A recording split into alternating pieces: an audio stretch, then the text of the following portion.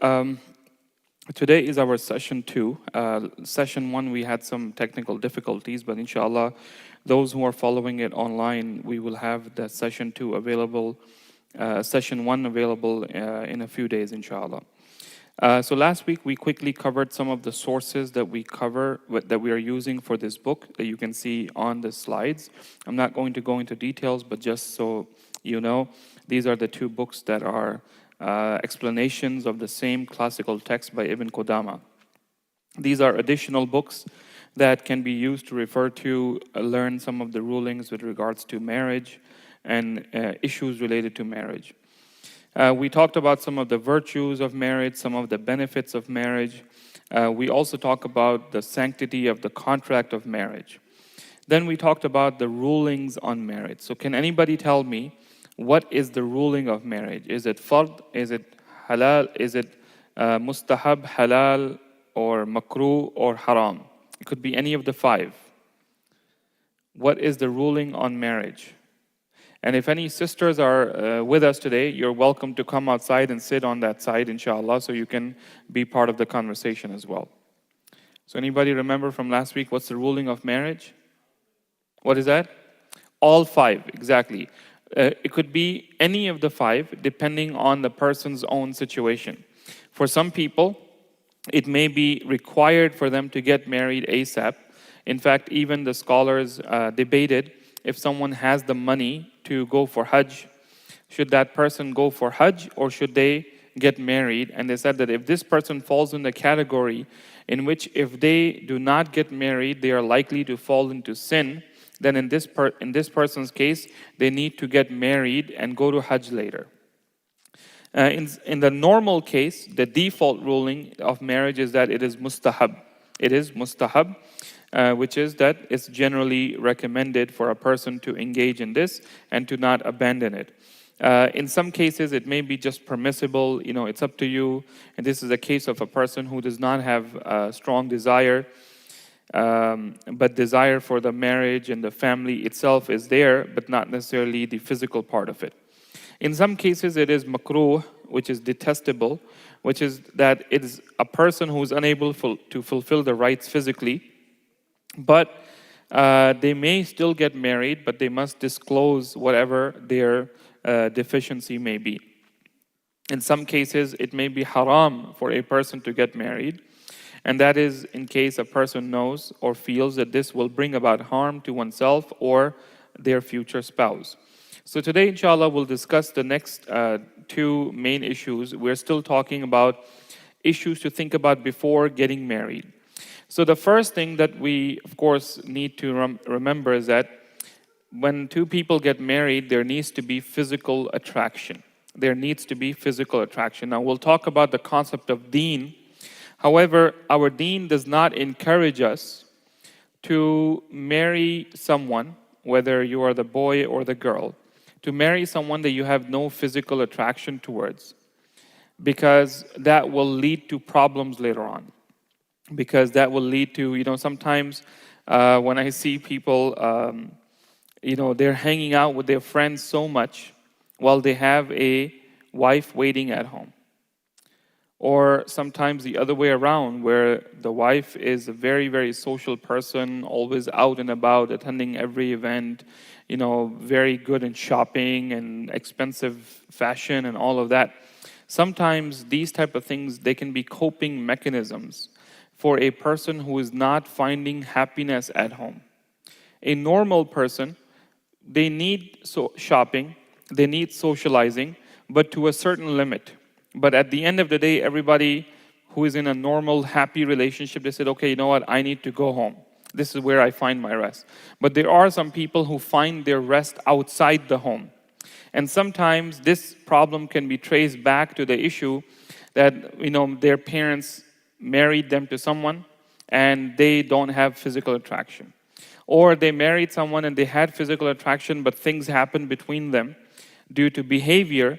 We all know that physical attraction is increased or decreased based on a person's dealings with you, right? So you might have someone who otherwise looks very good, but they are so evil to you that you feel like when you look at them, you feel like you're looking at the shaitan.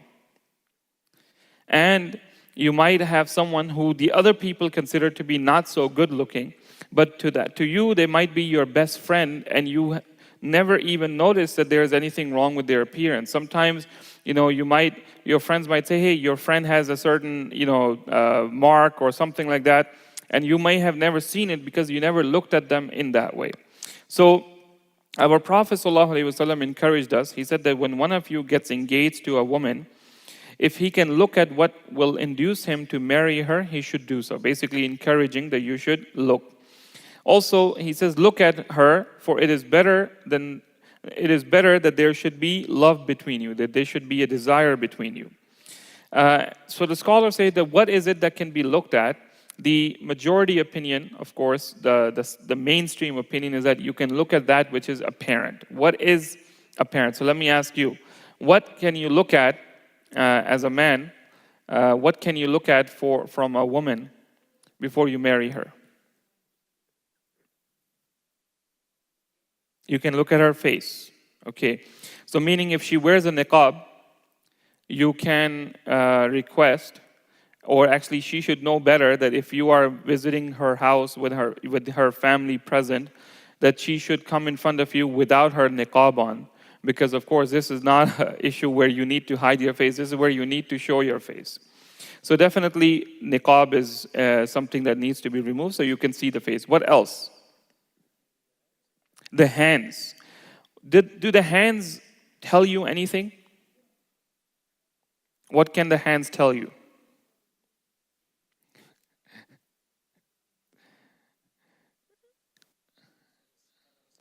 What is that?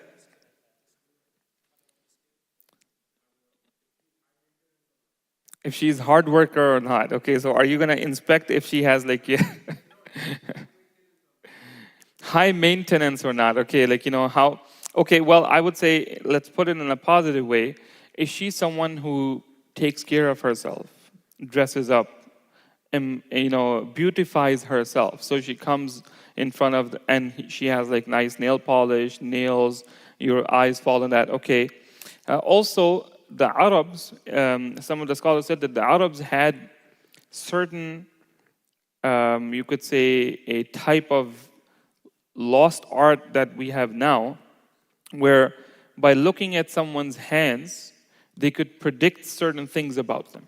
And one of the things that they had was that they could predict the fertility of a person. Allahu Alam. And also there was another thing, which is that they would look at people's feet, and they could tell if you were related to someone. Okay, so if you look at two sets of feet and you don't see who is under, if you cover them, you only show them feet, they can tell you if these two feet are related to each other or not. So they had some sort of, you could say, folk arts among them. Also, the hands could also show, for example, if a person is overweight, a person is in good health. A lot of good things can be seen from that. Of course, from the other way around, a woman can also look at the man in the same way, which is, of course, men are not so covered, so the face, the hands, the physique. Also, it is allowed, the Prophet ﷺ, he told a Sahabi to go and look at a woman who he was intending to marry. So he went to the area of her house and he hid behind a tree so he could see her doing household chores around the house. And the scholars say that this basically will give a person the idea, if you see them, for example, walking and talking and kind of moving around, because back in the days, I hope it doesn't happen anymore, but back in the days, what used to happen is that they could choreograph the meeting very carefully, meaning you will just one chance, you will come over as the boy, the man and his family, and they would have the girl sitting in one place. Okay? And she doesn't get up from there the whole time. They have told her, you don't get up from here, you just stay right there. Later on, they say, okay, yeah, she looks good, and they get married, and he realizes that there's some sort of physical defect that he didn't know, or the family didn't know about this. Okay, so the Prophet ﷺ, he approved this companion's act of seeing her in doing household chores around her house. So basically, she would be dressed for being outside the house, but she may be like doing laundry or something of that sort. So in our time, the modern way of doing this is what I suggest to people is when you see someone, you maybe go see them one time in a home setting. Another time you can go, for example, let's go out to eat. And her father or her brother or her sister or her mom, they come along as well. Maybe they are nearby, you're sitting on one table, they are sitting on a table nearby. You can converse a little bit more relaxed. Because remember, this is not the Medina of 1400 years ago. Okay, so this is modern times. If there isn't a lot of that attraction and emotional connection, then people tend to have a lot of problems. So that could be another thing. A third thing I tell them is that you could say, well, you know what, let's go for like hiking. Again, along with a chaperone from her mahrams, someone to go along with you. Say, okay, you know what, let's go sightseeing. In this case, you are kind of maybe climbing up a little mountain, you are kind of getting in and out, you're maybe going to be buying coffee somewhere. In all of these different angles, you will get to see the personality of a person. Okay, sometimes you come across someone who maybe is very well controlled when you're in front of them, but when you're sitting with them in the car, this person is a different person. Maybe they curse at other drivers that pass them. Maybe they're really, really merciless towards other people, things of that sort. Maybe there's like a lot of smell of cigarette in their car, which you didn't know about. All of these type of things, they can tell you. So it's actually important to get to know a person. And again, I'm talking from a modern perspective. That which is halal can be done, which is get to know them in more than just one or two meetings. And also, what a person can do is that you can ask the woman of the family to go and spend a bit more time. So maybe your sister or your mother or someone who, if you don't have one, maybe you have a family friend, a family that is your friend, and you can ask their wife to maybe take this girl out shopping. Okay? Again, when they take her out shopping, even though you are not there, they are observing how she behaves. Okay? Is she someone who's so greedy that she wants to buy everything because you're paying for it? Is she someone who is well-mannered? Is she someone who, whatever it is, things can show up which won't show up when you're sitting. Like, for example, if someone is sitting on a stage, okay, they are sitting in a very controlled manner. Okay, I'll give you an example. That a certain debate that took place, right? The presidential debate. And in the presidential debate, something came out, which is that the president is not seem to be doing very good mentally. But all other times, whenever he gives a speech, it's very carefully choreographed. His speech is in front of him running. He comes out just for a few minutes. Everything is scripted. So you can't tell as much. But when you are there and you're not allowed to bring in any notes, you're not allowed to bring in any assistants, it's just one man for one man, and you are talking just openly, it shows a side that you would not have seen otherwise. Okay, so it basically sparked an entire debate in the whole country, which is that, okay, do we want to go forward with this or not? So is it allowed to meet privately? If you want to marry someone, sometimes, people say, well, I'm going to be getting married to her, and I don't feel comfortable just getting married to someone that every time I've been with her, it's been everybody looking at us, all our families are together. I want to get to talk to her a little bit more heart to heart. So what do you think? Is it allowed to meet privately or not? Yeah. Alone? Yes, allowed? Allowed one time? Okay. Anybody else?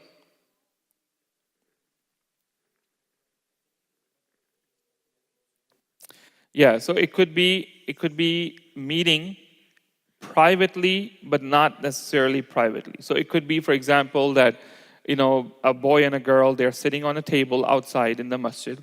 The families are nearby, but they're not hovering over them. And they're not in a private, closed space, but they're out in a public space. Okay? So this is something that can be done where you can get the privacy that you want without violating any of the limits, because the Prophet ﷺ said that between a man and a woman, the third is a shaitan if they're alone. Okay? Now you might say, well, these two are about to get married, so wouldn't you want shaitan to kind of make them like each other even more? And what do you think?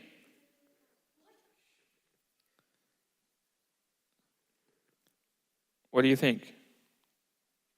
In this case, shaitan will do the opposite. Okay, in this case, shaitan will actually try to make them not like each other in order to break up the marriage, so that these people he could have a better chance to get them to fall into any type of sin. Okay, kids, what's going on there? Is this the best place to be doing that? I mean, you're welcome to join the class and put the phone away, inshallah. All right. Now, let me ask you another question. Should a person look first or talk first? So what I mean is that first you look at someone, you're like, okay, there's some attraction. Now let's see if we match in other ways as well. Or you first maybe talk, if you see you match with each other in other things.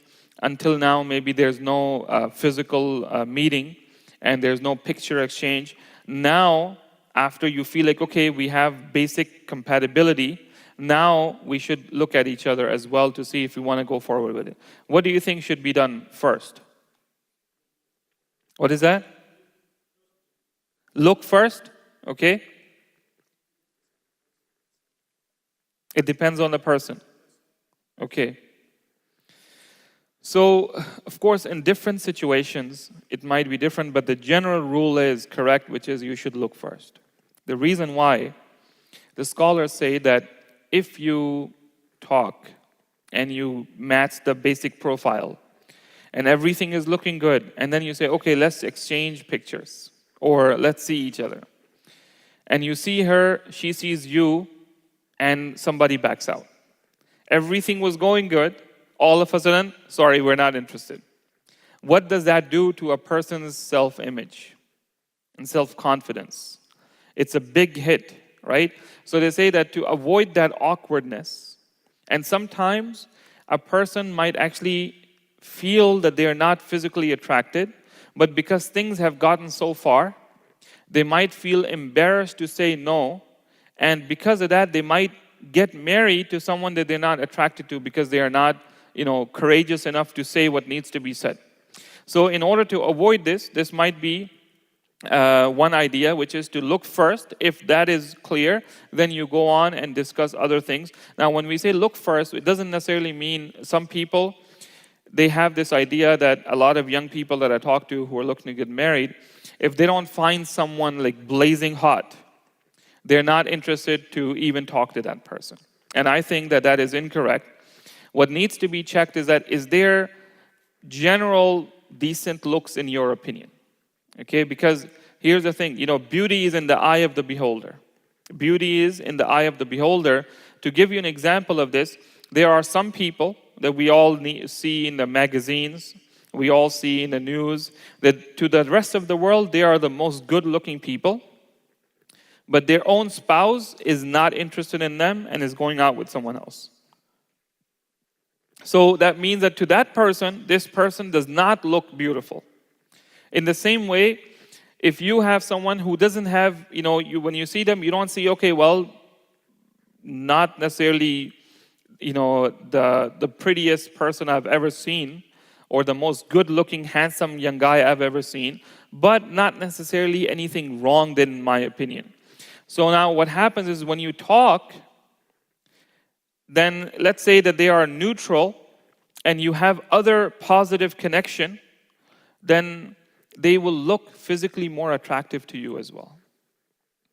And this is a case where if a person just automatically rejects every single person that does not meet the highest standards of beauty and good looks, then they will actually lose out on many good prospects who could have been a great spouse for them. So, of course, many people that got married in the previous generation, they hear this stuff and they just laugh. They're like, what are you talking about, man? I got married and I saw my spouse after we were already married. This is a very common story for previous generation, and you would have to make it work. But now we're living in a different world. So that's one approach. So first, a person should do is look, maybe like a general brief look. If generally found to be attractive, then talk. If things are moving in a positive direction, then a person can meet and see her in a more relaxed attire with her mahram. Okay, so for example, things are very good, but he says, well, you know what? All I have seen of her is this much. Okay? And I've just briefly seen her. She looks okay to me, but I want to talk to her a little bit more. I want to see her in different angles. You know, when they ask you for pictures, when may Allah protect us, when somebody gets arrested, they take a picture of you from the front and they take a picture of you from the side, right? In order to create that 3D image. So you're like, man, you know what? I want to see more. So in this case, if things are moving along and a person is likely to move ahead with it, but they're like, hey, you know what? I want to see a little bit more. So in this case, what could be done is that a meeting could be arranged where him and his family, or him alone, they come and they visit her family, and there maybe she is wearing a little bit more relaxed clothing. Okay, a little bit more relaxed clothing. Some of the scholars, they have debated if it's allowed for a person to see her without her hijab on, like without her headscarf, meaning to see her hair and neck and stuff. And again, I couldn't find generally any scholar saying, yes, go ahead. But it said that it's allowed for you to see her in a relaxed setting. Okay, so for example, someone wears hijab when they go outside, it's really nice and tight and fixed and everything. But at home, it might be a little bit of a more loose hijab that kind of gives you a little bit more to see. And if everything is going along, inshallah, that should be no problem. Now, last point that we want to mention for today is a very important point, which is a background check. How do you do a background check? So, ask a third party general questions about the person and the family. For example, you are interested in getting married in person X, and you have a mutual friend or you have someone that they work with, and you reach out to them and say, hey, what do you think about this person? Like open-ended type of question. It can actually bring you a lot of information. It can bring you a lot of information. They might tell you, wait, you're looking to get married to this person? Isn't he already married? I've seen her around with a girl. You're like, what? No, he's been telling us everything is good. So just asking open-ended questions with people who might generally know them might bring you some additional information. Also, if you are the one who's being asked questions, you are required to answer with facts and not opinion. Okay, fact is this person smokes cigarettes. Opinion is, I think you can do better than that. Okay, you see the difference between what is fact and what is opinion. You can give your facts, but you cannot give your opinions. That's up to them. So this is not something that a person should get involved and they should try to break up stuff, or this is not your role in these matters. Okay, Dad, you're needed.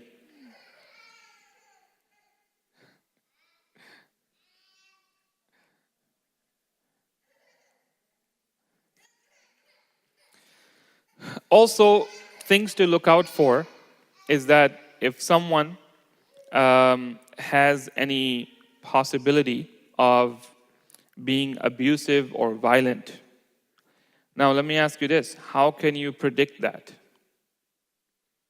Is there any way to predict that?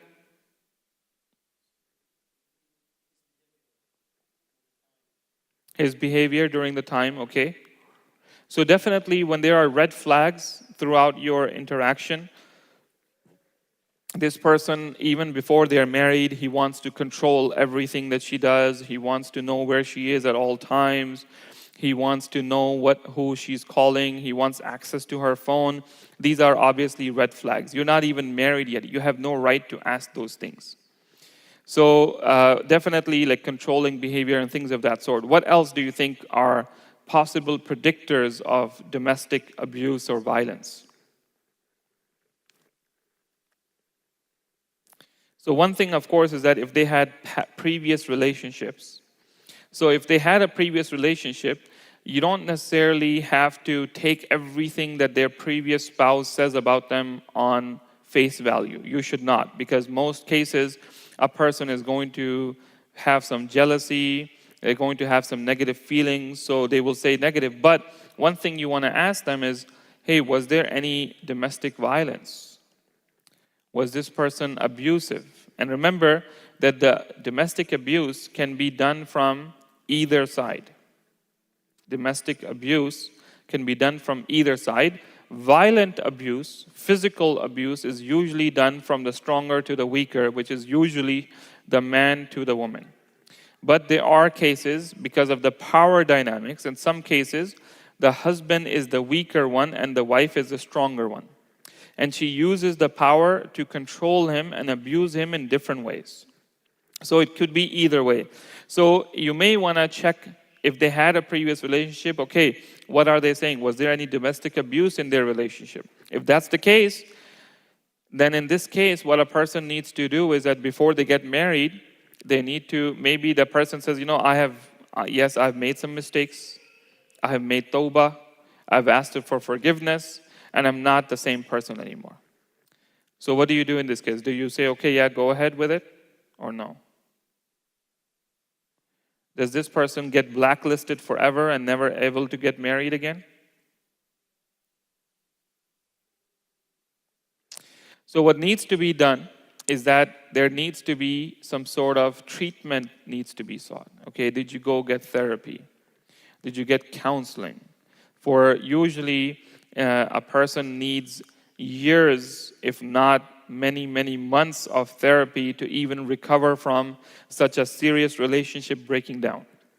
So, but if there was abuse and this person was the perpetrator of that abuse, then this person actually needs a lot of relearning the right ideas of marriage and unlearning the wrong ideas. Also, one way to see what type of person this is going to be, it's to look at the relationship dynamic of the parents. The relationship dynamic of the parents and other people in the family. Okay, so let's say that you have a son and he's getting married, and when you go to visit the family of the girl that you are looking at for him and he's looking at for himself, you notice that the father is very, very harsh with his family. Okay? And here you are getting married to his daughter. So in this case, basically the general theory is that girls grow up to be like their mothers and boys grow up to be like their fathers. If they saw their father being very harsh, the boys, they feel if they don't actively follow a different way, they take this, that this is the right way of being a husband, because that's what I saw all my whole life. If the wife is accepting of this, you might say, well, if the wife is if her mother she quietly accepts all of this is good, right? Well, she might actually expect her husband to be like her father, which is basically she has been trained in the wrong way. And that could also bring about a certain problems in this case. Also, if this is, for example, you go and you see the girl's mother is the one who is very rude to her father, the way she talks to him.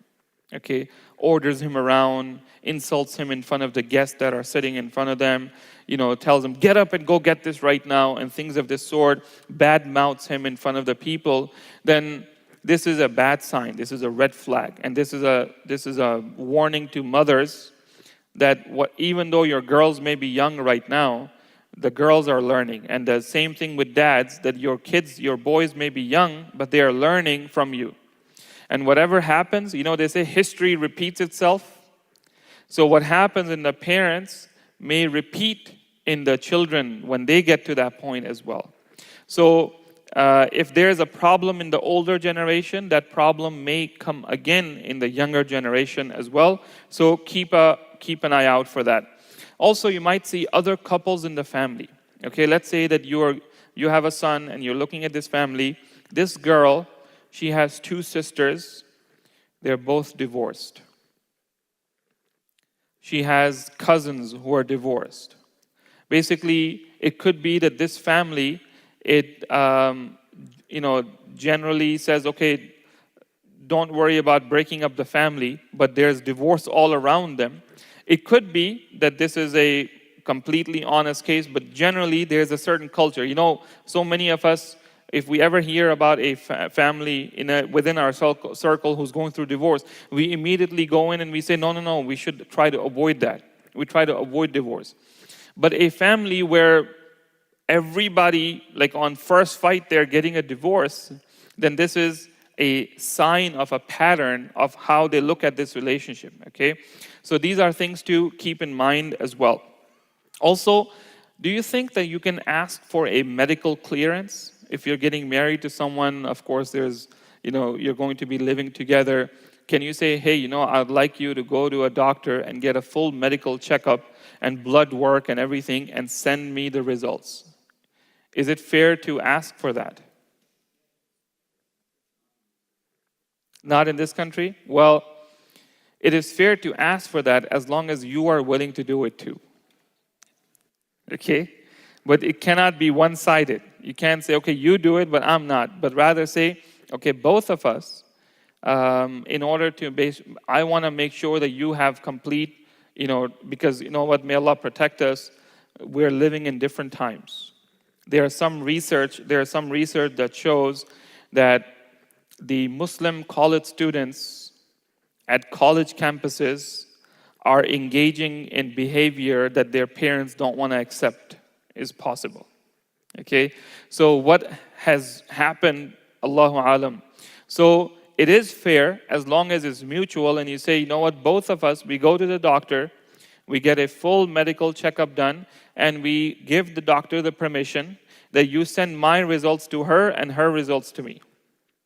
Okay? So in this case, there is some safety, especially in some areas it might be more needed than others. Is it allowed to talk to multiple prospects at the same time? What do you think? You say no. Anybody else? Can you be talking to multiple people who are interested in marriage with you, and you're talking to one, and you're talking to another, and you're talking to other? Is it allowed or not allowed? Not a good idea? Okay. So, Islamically, it is allowed. Because remember, until you are married, until you have your nikah done, even before nikah, until you have given a promise to each other that, okay, we will get married, what's called engagement, okay? Until you have accepted the proposal, you are free to vet however many proposals you have. And the proof of this is that one of the sahabiyat came to the Prophet ﷺ, and she said to the Prophet ﷺ, Ya Rasulullah, these 2 men have proposed to me. These 2 men have proposed to me. Which one should I go with? And the Prophet ﷺ, he told her something about each of those 2 men, that they both had something that she should know about before she goes into it. Okay? So, if you make it clear, you say, look, I just found your profile, I want to let you know that I am looking at other profiles as well. I'm actively looking. And you are also allowed to actively look as well. Okay? And you have like a number of prospects, you kind of narrow them down, you have a short list, you go with one. It's completely fine. But once you make a promise or once you're leaning towards someone, then a person should perhaps keep their attention on one. Inshallah, next week we'll talk a little bit more about the issues, what's called premarital counseling, which is how do you know if you are the right person and that person is the right person for you, what to look for, what not to look for. Subhanakallahumma wa bihamdik, nashhadu an la ilaha illa ant, nastaghfiruka wa natubu ilayk. Jazakumullah khair. Do we have any quick questions?